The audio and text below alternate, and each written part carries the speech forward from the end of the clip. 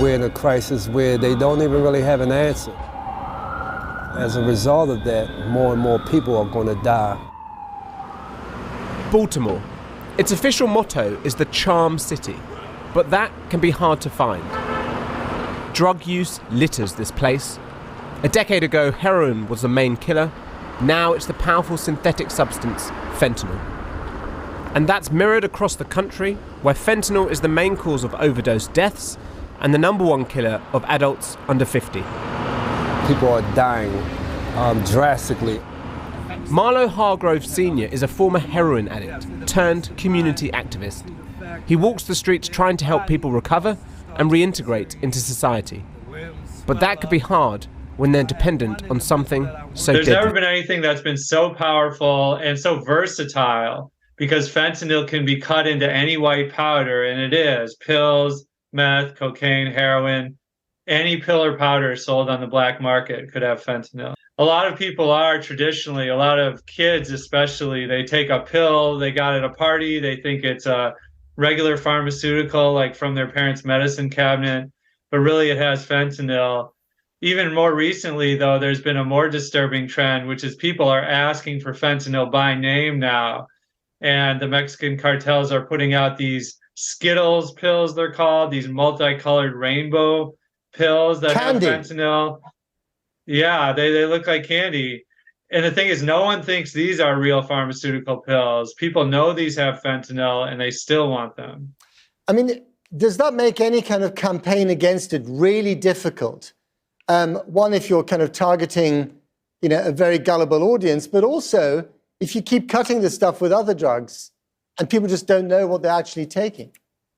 Yeah, you would think so. Unfortunately, there's very low awareness, despite all the deaths. COVID really dominated the news in recent years. So a lot of people, especially young people, just don't know anything about fentanyl and these other drugs, and they still think it's fairly safe to take some of these drugs. And how much would you blame America's well-established, decades-long addiction to painkillers as sort of prepping the ground for this stuff? 100%. Yeah. The overprescription of drugs like OxyContin created something like 2 million new opioid users in America. And so all the heroin in the country wasn't enough. There was a vacuum, and fentanyl filled the void. And that's what we're still dealing with now.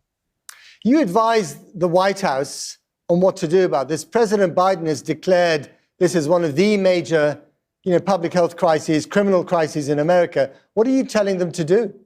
Well, first of all, we need better education programs. Like I said, nobody knows even about this despite all the deaths.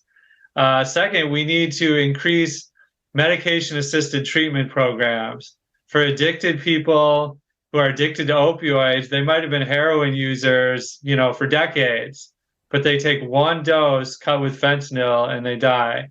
Instead, they should be taking these good medication-assisted treatment drugs, methadone, buprenorphine, and naltrexone, but the vast majority of addicted users aren't receiving it. Do you ever, at the moment we talk about this being an American problem, do you think it might become a problem in this country and in Europe?